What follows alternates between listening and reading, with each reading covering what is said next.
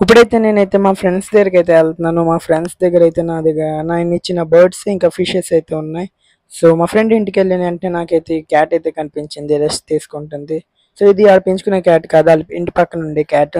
So, ఆళ్ళ ఇంటికెళ్ళిన తర్వాత మా ఫ్రెండ్స్ దగ్గర నాకు కనిపించింది ఆస్కార్ ఫిషెస్. చాలా అందంగా అయితే పెట్టాడు ఆడ అక్వేరియం సెటప్‌లో. సో, 2 ఫిల్టర్స్ అయితే పెట్టాడు. అందుకే ఈ అందం వచ్చింది ఆడ అక్వేరియంకి. సో, నేనిచ్చిన బర్డ్స్ అయితే ఇయ్యన్నమాట. 1.5 ఇయర్ ఎగో అయితే ఇచ్చాను ఆడికి. ఇప్పటి వరకు బాగా చూసుకున్నాడు. సో, వాడు కూడా వ్లాగ్‌లోకి వస్తాడనేసి ఆడికి కూడా వ్లాగ్‌లో తీసుకున్నాను.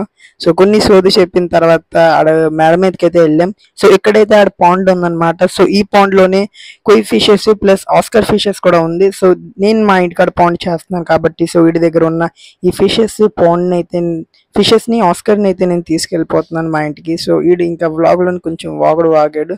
దాని తర్వాత డన్.